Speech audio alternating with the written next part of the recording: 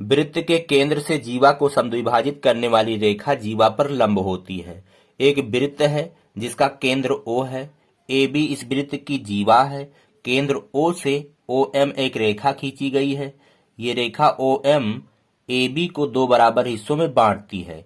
AM दूरी जो है वो BM दूरी के बराबर है। हमें सिद्ध करना है कि OM लंब है AB पर, अर्थात ये वाला कोण जो है AMO और कोण BMO ये 90-90 अंश के हैं। यही हमें सिद्ध करना है। तो कैसे सिद्ध करेंगे? सबसे पहले हम हेडिंग डालेंगे दिया है। इसमें हम लिखेंगे O केंद्र वाला एक वृत्त दिया गया है जिसकी जीवा AB है तथा AM बराबर है BM के। ये वाली दूरी इस वाले दूरी के बराबर है।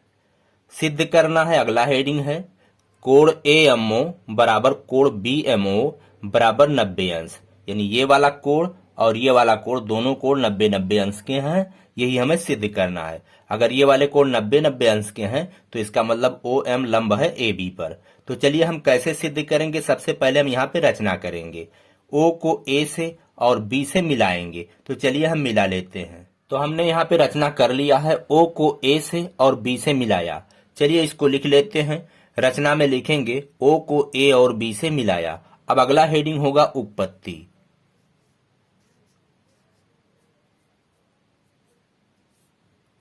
अब यहाँ पे देखिए दो त्रिभुज हैं। एक है AOM, ये वाला AOM, और दूसरा है BOM, ये वाला त्रिभुज। ये त्रिभुज और ये त्रिभुज, दोनों त्रिभुजों को हम सर्वांगसम करेंगे, बस हमारा सिद्ध हो जाएगा। तो त्रिभुज AOM व त्रिभुज BOM में देखिए इन दोनों त्रिभुजों में MO जो है उभयनिष्ठ है, दोनों में है। MO बराबर है MO के। तो यहां लिखेंगे उभयनिष्ठ, यानी कॉमन है। अब दूसरी भुजा देखते हैं। इस त्रिभुज का AO बराबर है इस त्रिभुज के BO के। AO बराबर है BO के। क्यों बराबर है? इसी वृत्त की दोनों त्रिज्याएं हैं, तो एक ही वृत्त की त्रिज्याएं बराबर होती हैं। तो यहां लिखेंगे त्रिज्या है। अब तीसरा अंग देखते हैं क्या बराबर है। देखिए AM बराबर है BM के। AM बराबर है BM के। कैसे बराबर है? ये दिया गया है, प्रश्न में दिया है। कथन में कहा गया है कि OM जो है इस AB जीवा को समद्विभाजित करती है। तो AM बराबर BM ये दिया है।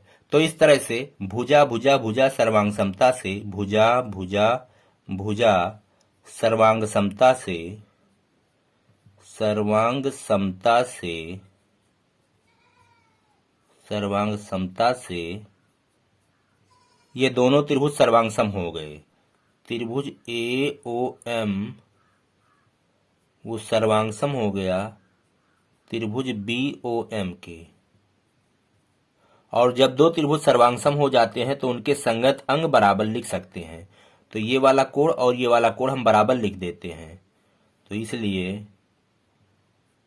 कोण AMO बराबर कोण BMO। कारण यहां पे लिखेंगे CPCT। CPCT सर्वांगसम त्रिभुज के संगत भाग बराबर होते हैं। और यहाँ पे तो हमें सिद्ध करना था कि ये दोनों कोण 90-90 अंश के हैं, लेकिन अभी दोनों कोण बराबर आए हैं। तो कैसे सिद्ध करेंगे? यहाँ पे चित्र में देखिए, ये वाला कोण और ये वाला कोण दोनों कोण बराबर हैं, जबकि ये दोनों कोण एक सीधी रेखा AB पर बने हुए हैं। तो ये दोनों रैखिक युग्म है। ये वाला कोण और ये वाला कोण दोनों का योग कितना होगा? 180 अंश रैखिक युग्म से। तो यहाँ पे लिखेंगे चूंकि कोण AMO प्लस कोण BMO बराबर 180 अंश। यहां पे लिखेंगे रैखिक युग्म, रैखिक युग्म। AMO बराबर है BMO के। तो यहां पे लिखेंगे कोण AMO प्लस इसके जगह पर भी कोण AMO लिख सकते हैं।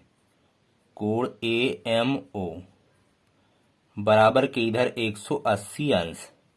अब यहाँ पे हो गया 2 कोण AMO, तो 2 कोण AMO बराबर 180 अंश। अब चलिए यहाँ पे हल कर लेते हैं। कोण AMO बराबर हो जाएगा कोण AMO 180 अंश भागे 2। इस 2 को जब दाएं पक्ष में ले जाएंगे तो भाग में बदल जाएगा, तो कोण AMO बराबर हो जाएगा 90 अंश। 180 को 2 से भाग करेंगे तो आ जाएगा 90। और AMO बराबर है BMO के। यहाँ पे देखिए AMO बराबर है BMO के, तो इसलिए कोण AMO वो बराबर लिख सकते हैं कोण BMO बराबर 90 अंश। और यही हमें सिद्ध करना था कि कोण AMO बराबर है कोण BMO बराबर 90 अंश। ये दोनों कोण 90 अंश के हैं। अर्थात वृत्त के केंद्र से जीवा को समद्विभाजित करने वाली जो रेखा होती है वो जीवा पर लंब होती है।